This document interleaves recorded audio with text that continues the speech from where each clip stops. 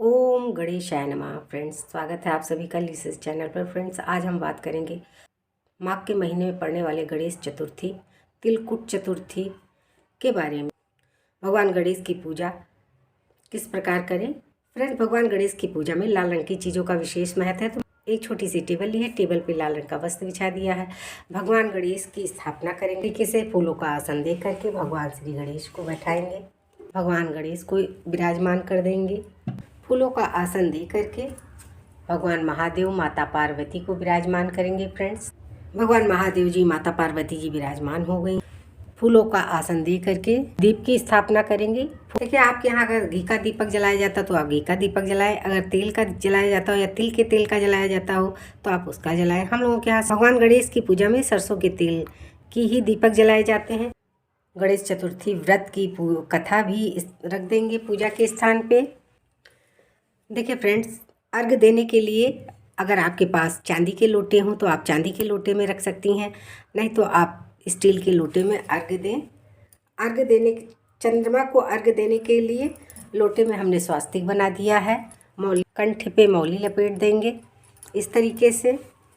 उसमें कच्चा दूध डालेंगे, जल पहले से ही डाल। मेरे चंद्रदेव की पूजा में सफ़ेद चीज़ों का विशेष महत्व है, तो इस तरीके से थोड़ा सा पुष्प सफ़ेद डाल देंगे, सफ़ेद तिल्ली डाल देंगे और बतासा डाल देंगे। भगवान गणेश की बाईं तरफ रख देंगे। ये अर्घ का लोटा चंद्रमा देख करके अर्घ दिए जाएंगे।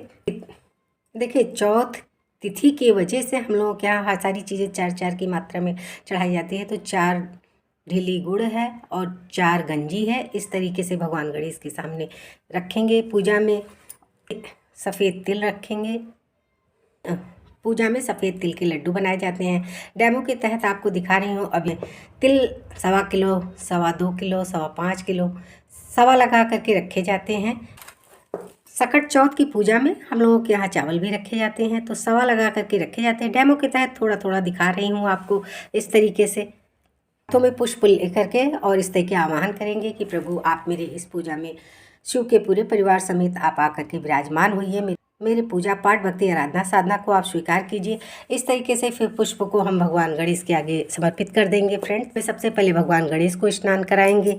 भगवान गणेश को स्नान कराने के बाद इसके बाद फिर महादेव जी माता पार्वती को स्नान कराएंगे। सकट चौथ की पुस्तिका को भी स्नान कराएंगे, दीपक को भी स्नान कराएंगे। साथ ही साथ मन में भाव करते हुए भगवान गणेश को वस्त्र अर्पित कर देंगे। उस दिन सारी चीज़ों की व्यवस्था पहले से ही करके रखनी चाहिए। भगवान गणेश को जनेऊ अर्पित करेंगे। इस माता पार्वती को, भगवान शिव शक्ति को चुन्नी उड़ा देंगे। भगवान महादेव जी को उपवस्त्र अर्पित कर देंगे। इस तरीके से भगवान महादेव जी को जनेऊ अर्पित कर देंगे। भाव करते हुए भगवान को इत्र अर्पित करेंगे। इस तरीके से इत्र लगा देंगे। सारी चीज़ों पे इत्र का छिड़काव कर देंगे। भगवान गणेश को सिंदूर अर्पित करेंगे। हम लोगों के तरफ ये पीला रंग का ही सिंदूर पूजा पाठ में चलता है। फ्रेंड्स, भगवान माता पार्वती को भी सिंदूर अर्पित कर देंगे। भगवान गणेश को अर्पित कर देंगे। कार्तिकेय जी को साथ में ही अर्पित कर देंगे। महादेव जी को सफ़ेद चंदन अर्पित करेंगे, क्योंकि महादेव जी को रोली और सिंदूर नहीं अर्पित किए जाते हैं। तो इस तरीके से महादेव जी को सफ़ेद चंदन अर्पित कर देंगे। कथा की पुस्तक पे भी चंदन अर्पित कर देंगे। इस तरीके से रोली और सिंदूर दीपक को भी अर्पित कर देंगे। हम लोगों के यहाँ गंजियों में सिंदूर लगाए जाते हैं। इस तरीके से गंजी और गुड़ को भी टीक देंगे। इस जगह पे तिल के भी बने लड्डू रखे जाते हैं। डेमो के तहत अभी बनाए नहीं है, इसलिए कि ऐसे ही दिखा रहे हैं। भगवान गणेश को फूलों की माला अर्पित करेंगे।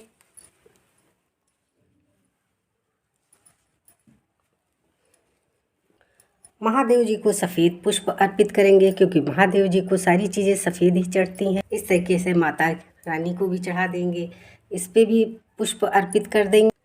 माता को लाल पुष्प अर्पित कर देंगे। गणेश चतुर्थी के दिन दूर्वा और समीप पत्र आप जरूर व्यवस्था पहले से कर लें, क्योंकि भगवान गणेश को अति प्रिय है। उनकी पूजा में ये दोनों चीज़ें बहुत ज़रूरी है चढ़ाना। पत्र और दूर्वा अर्पित करेंगे भगवान गणेश को